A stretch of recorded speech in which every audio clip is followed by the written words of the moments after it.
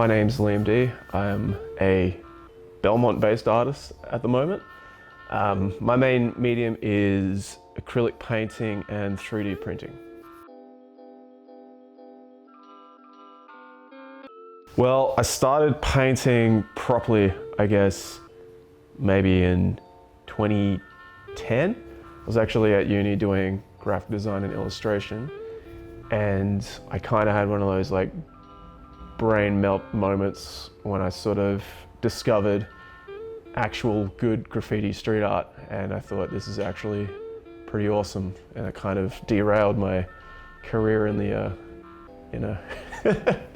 graphic design scene, and I just started doing canvases. Yeah. So my main influences early on, artists like Jeff Soto, Damon Soul, Giga, I guess, was huge, probably when I was in high school too. And yeah, Sean Tan. Sean Tan was also massive.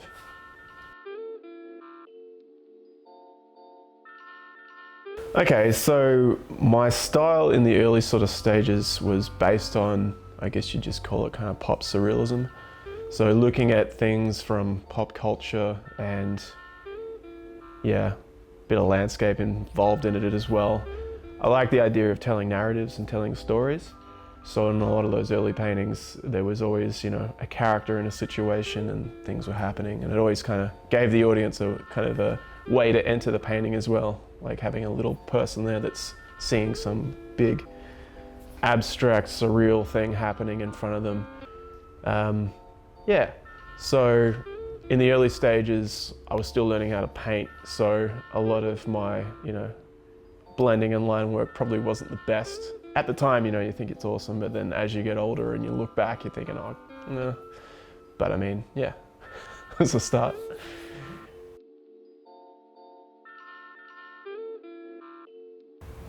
Yeah, a little bit. I think they become a little bit further apart the more you, like, the older you get.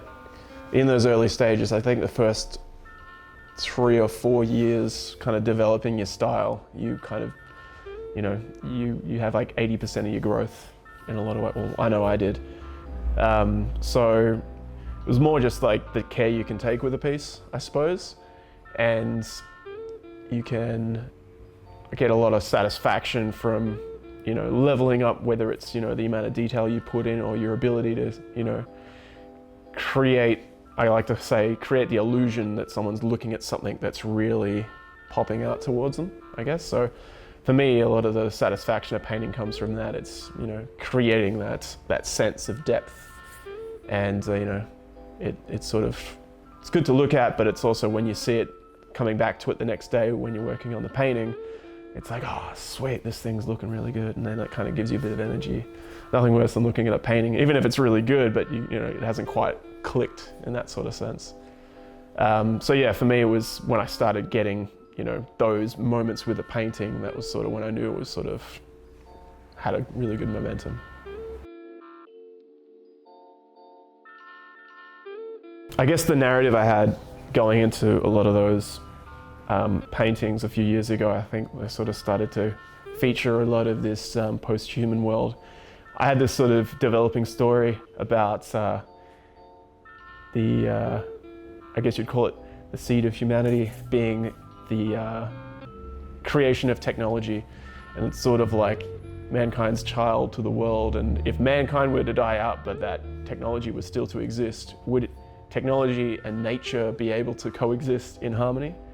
Was it just the human element that meant that technology was breaking nature down? And so the idea of the post-Anthropocene was this world that's devoid of human life, but these instances of technology have sort of taken on a bit more of like a natural harmony, and they sort of live in this coexistence where it doesn't need much from the environment to survive, and it just sort of finds its place. And then I like the idea of there being humans, but very, you know, sparse. So there was this, I read up on this, I could be getting this very, very wrong, this tribe in Indonesia called the Bajau tribe, and they basically, they live in or basically in a situation where most of what they do is on boat or on floating villages, and they basically live off the ocean. And I don't know if you've probably seen the documentary where the guy is spearfishing underwater because he can hold his breath for like 7 minutes. But in a situation like that where they've basically a group of people have learnt to adapt to nature, and say in a situation where the sea levels were to rise, you know, most of humanity wouldn't know what to do, but you know, in their situation, you know, that's just the way they live.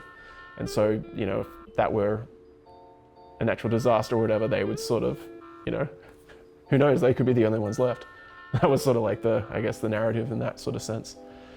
So yeah, it's sort of like little situations like that kind of create the story, which then influences what else is happening in the pieces. But most of the time I like that feeling of, you know, the harmony, the tranquility, and if you can have this big, you know, thing happening, but it's, you know, trapped underwater or it's frozen, but then all this sort of stuff is still learning to live around it.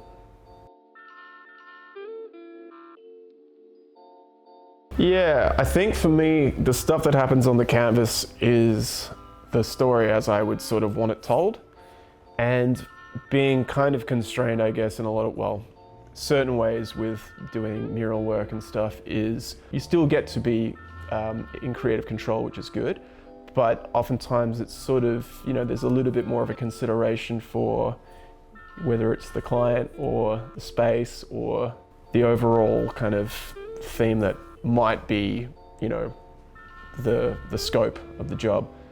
So for me, working on the wall, I try to use a lot of the I guess the techniques that I like to use in the painting, whether that's, you know, looking at water ripples and creating those situations of depth.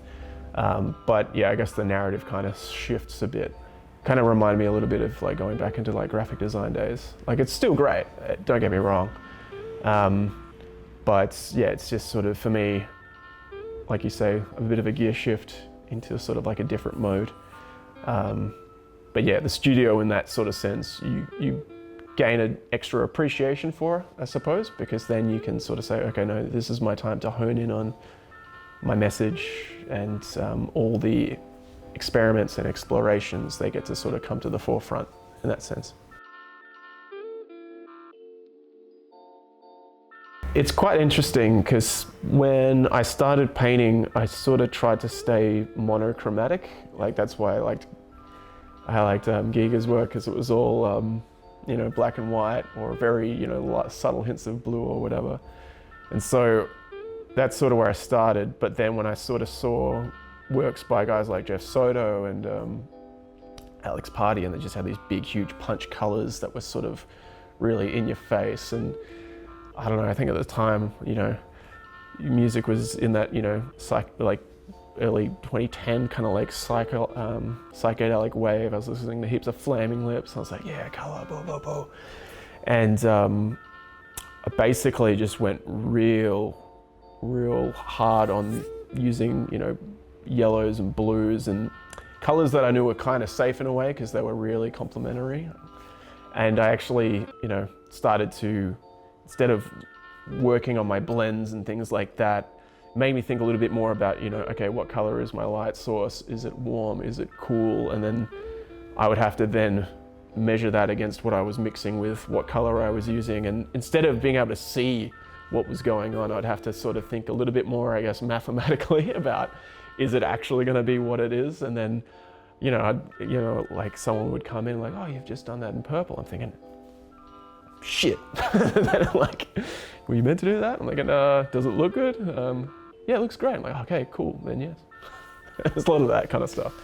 But, you know, yeah, you just, yeah, I guess for me it was a little bit more clinical rather than being able to necessarily know everything about what was going on.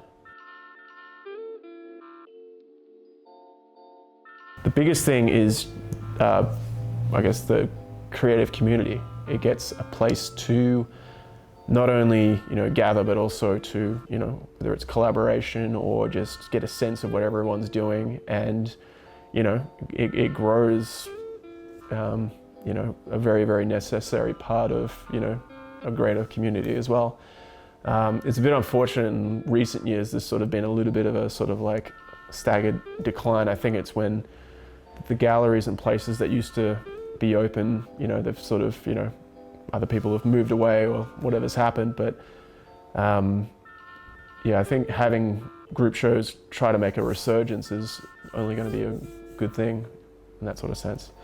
But yeah, as far as like new artists that, you know, are trying to get a foot in somewhere and, you know, just be aware of things that are happening in the city they live, it's massive. And it's not necessarily about, you know, selling work or whatever, it's making those connections, and it's about, you know, creating spaces where people think, oh, I'm sick, this is a thing in my town, you know, this is a thing that I can get in and get involved with. And, you know, it you know, puts you in touch with people who are in a similar vibe, whether it's, you know, similar creative vision or at least, you know, creative outlook, and you know, leads on to bigger, better things down the track. Make sure you come to the show. No, it's awesome to be involved. I think that from the sounds of things, a lot of the artists that are going to be part of the show are some of my favorite guys locally, and it's going to be a great night. Hey, Chino life, Chino life. Hey, Chino life, me all hack, been no taps and we go live. Ego no, me no like, you know.